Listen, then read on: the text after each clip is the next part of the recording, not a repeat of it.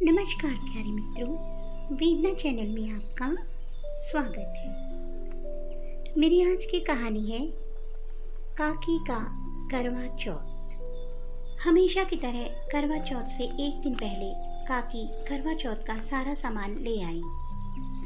वो रंग बिरंगे करवे, चूड़ी, बिंदी सब कुछ लाई थी और हमेशा की तरह सबको हुलस हुलस कर दे रही थी। मुझे देते हुए बोली, ये लो दिव्या, तुम्हारे करवे, अच्छे से पूजा करना, तुम्हारी और दीपेश की जोड़ी बनी रहे।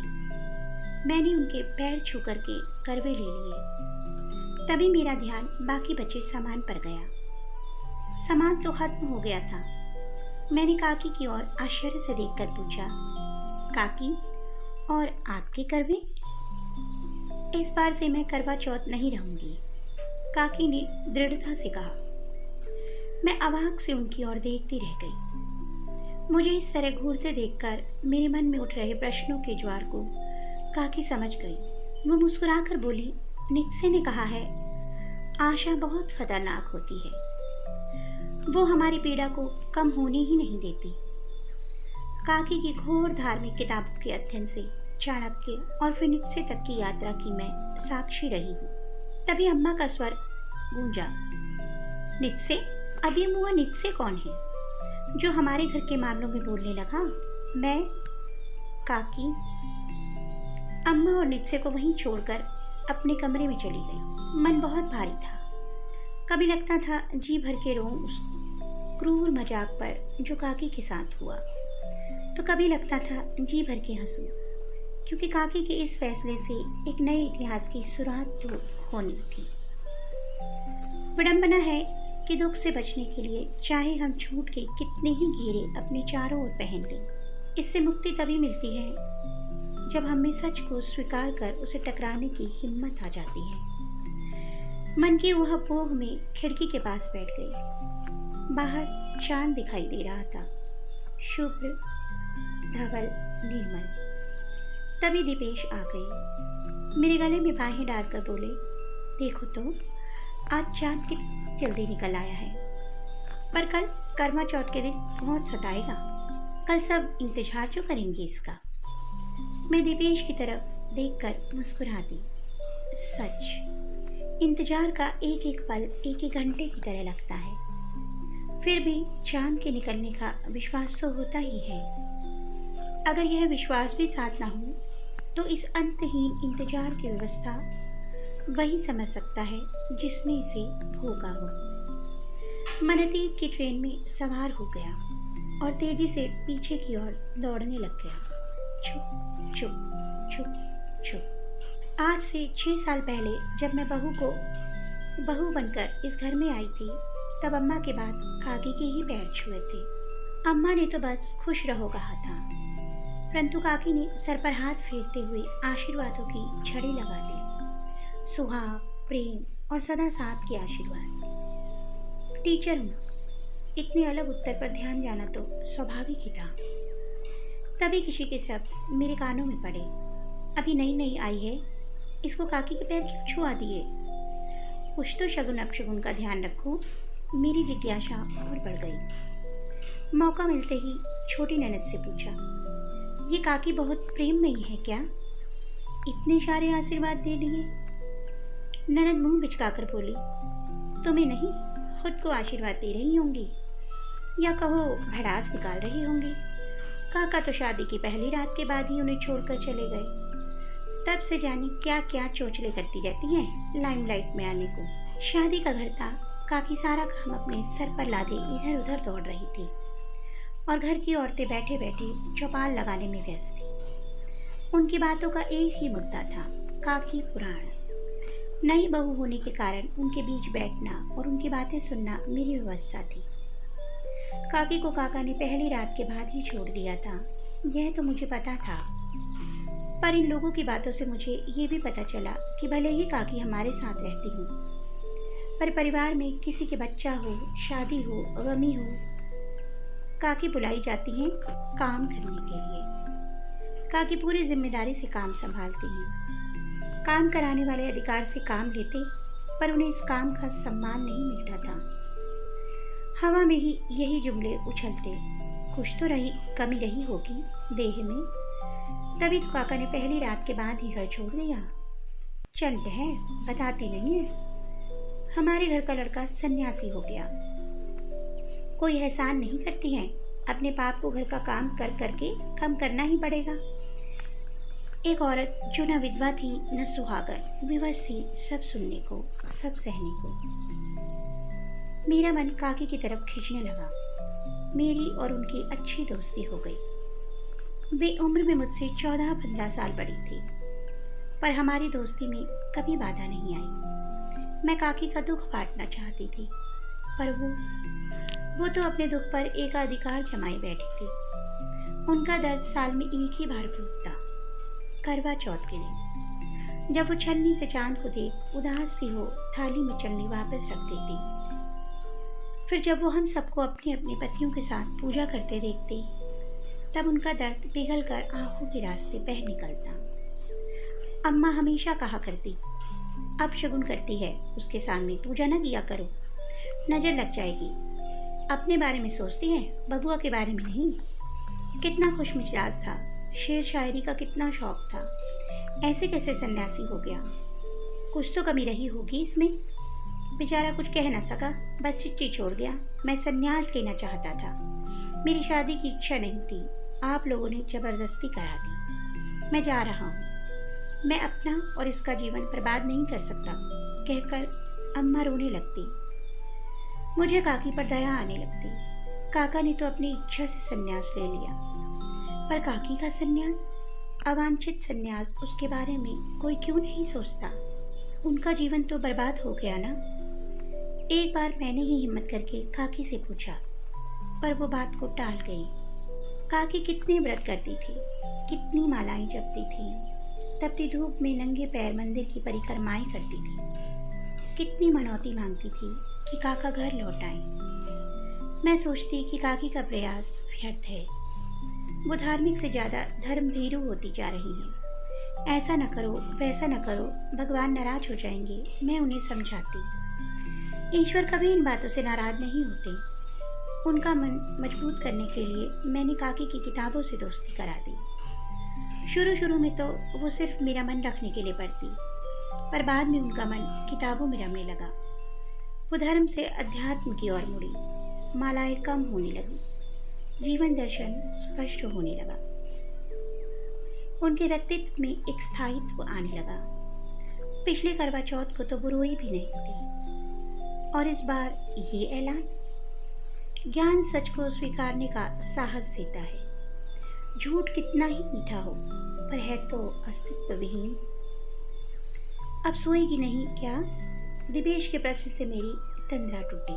दूसरे दिन व्रत था। अब हम सब पूजा की तैयारी में व्यस्त थे और काकी अपना कमरा ठीक करने में। सब फर्नीचर इधर उधर कर रही थी। पलंग खसकाकर खिड़की के पास कर दिया। अब सूरज की रोशनी सीधे उनकी आंखों पर सुबह सुबह नृत्य करेंगी, वही रोशनी जिससे वे बेहद चिढ़ती थी। अंधेरे उन्हें भाते जो थे। अम्मा बड़बड़ाई जा रही थी। इस बार करवा चौथ की तैयारी में भी नहीं आ रही है। अब शगुनी कहेंगी, निर्लज्ज, पति को तो सन्यासी बनवा दिया, कम से कम उसकी उम्र की तो फिक्र कर, जाने आज क्या बदल देगी। इस बार मैं अपनी को रोक नहीं पाई और बोल ही पड़ी, हाँ अम्मा, बदल तो रहा है सब कुछ, पर हर बदलाव बुरे के लिए नहीं होता। शाम को काकी भी तैयार हुई, पर पूजा के लिए नहीं।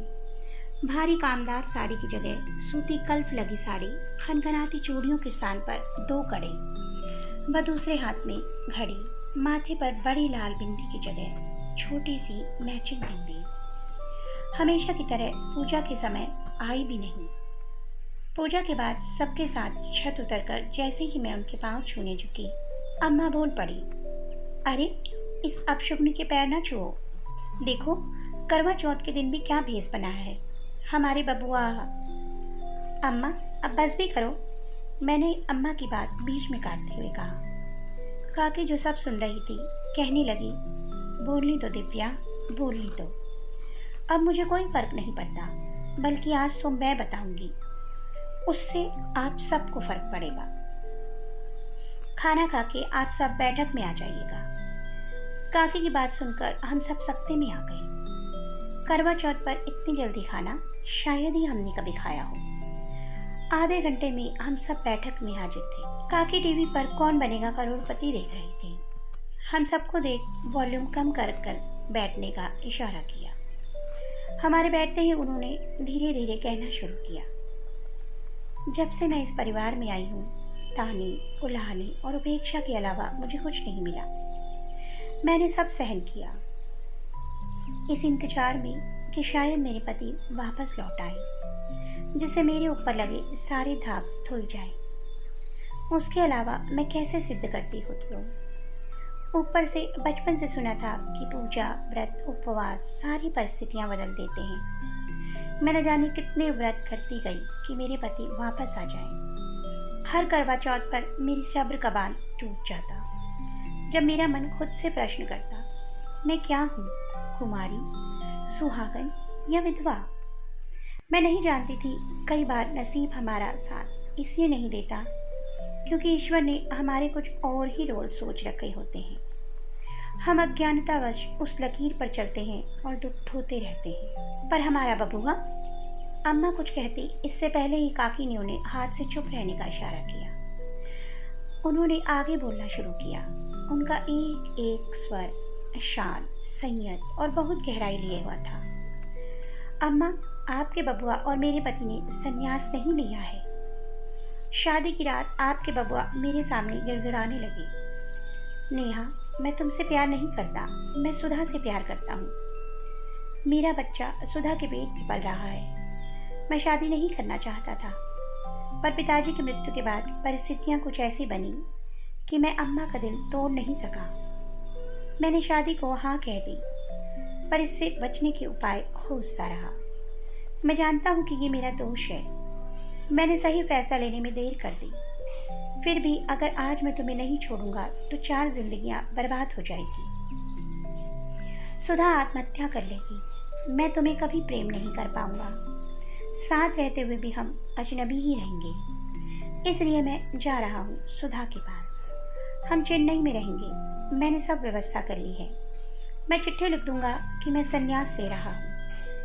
ऐसा मैं इसलिए लिख रहा हूँ ताकि परिवार के लोग मुझे खोजने ना आए, नहीं तो वो मुझे खोजकर भावनात्मक दबाव बनाकर फिर से तुम्हारे साथ बांध देंगे और सब गलत हो जाएगा।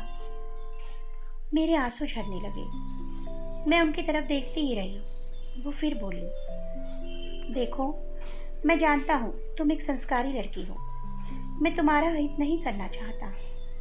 2-3 साल सह लो, फिर मैं खुद वापस लौट आऊँगा। तब घर के सब लोग सुधा को स्वीकार कर लेंगे और मैं खुद आगे बढ़कर तुम्हारी कोई सम्मानजनक व्यवस्था कर दूंगा। सारी रात ऐसे ही बीती। तभी सुबह घर में मचे कोलाहल से मैं संज्ञा शून्य हो गई। मैं निर्णय ही नहीं कर पाई कि मैं पति के आदेश का पालन करूं या सबको सच बता दूं। कहीं सुधा ने आत्महत्या कर ली तो? जिंदगी के इस अचानक लगे झटके से जब तक मैं कुछ संभल पाती, मेरे ऊपर इतने आरोप लग चुके थे कि मैं कहीं ना कहीं खुद को ही दोषी मानने लगी। स्त्रियों की बनावट न जाने किस धागे से की जाती है कि समाज सुसमाज वो खुद को ही दोषी करार देती है। अब मेरे पास एक ही उपाय था, प्रतीक्षा का। वो आए और मुझे दोष मुक्त करे। अंतहीन प्रतीक्षा। बिना किसी पुरुष का स्पर्श किए भी मेरी दशा अहिल्या की सी थी। इतिहास गवाह है, जब कोई अहिल्या पुकारेगी, राम आएंगे। इस बार भी आए, पर पुरुष नहीं, दूसरे भेष में। मेरे उस राम का नाम है ज्ञान, जो दिव्या ने मुझे इतनी किताबें लाकर दिया, जिन्हें पढ़कर मुझे एहसास हुआ कि स्त्री को कोई उसके अधिकार प्लेट में सजाकर नहीं देगा। उसे खुद संघर्ष करना पड़ेगा। मेरी तो कोई गलती ही नहीं है, फिर मैं सजा क्यों भोगूं? इस ज्ञान रूपी राम ने मुझ पत्थर बनी अहिल्या में फिर से जीवन का संचार कर दिया। 1 साल से मेरे मन में मंथन चल रहा था, पर मैंने करवा चौथ का दिन ही चुना, जो मेरे लिए सबसे पीड़ा का दिन होता था। मैंने बात कर ली है, कल से मैं सिलाई का काम लाऊंगी। खुद काम कर इस जलालत भरी जिंदगी से बाहर निकलूंगी। काकी की बात खत्म हो गई। काका चेन्नई में है, ये सुनने के बाद शायद ही किसी ने पूरी बात सुनी हो। सब खुश होकर काका को वापस लाने की जुगत में लगे थे। सबके जुबान पर एक ही बात थी, बबुआ पहले बता देता तो हम उसके सर पर इसे थोड़ा ही ना बैठने देते। हाय, पूरे परिवार के बिना अकेले सुधार बच्चों के साथ कैसे रहा होगा। कितना त्याग किया। उन सब से बेखबर मैं काकी की ओर बढ़ ली, ये जानते हुए कि शायद मैं अकेली पड़ जाऊं। मैंने काकी को सीने से लगा लिया और कहा, काकी, मैं हर मोड़ पर तुम्हारे साथ हूँ। और मैं भी, मेरे कंधे पर हाथ रखते हुए दिपेश ने कहा। तभी मेरी नज़र खिड़की पर गई। करवा चौथ का चाँद मुस्कुराता हुआ सा झांक रहा था, जैसे कह रहा हो, काकी का करवा चौथ अब बदल गया है। उनका स्वाभिमान है, उनका पति है जो हर हाल में, हर परिस्थिति में उनकी रक्षा करे। तो दोस्तों, आपको मेरी ये कहानी कैसी लगी कमेंट बॉक्स में अवश्य बताइएगा। अगर आपको मेरी कहानी अच्छी लगी तो मेरी कहानी को लाइक कीजिए और मेरे चैनल को सब्सक्राइब कीजिए। कल फिर एक कहानी के साथ मिलूंगी, तब तक के लिए बाय बाय।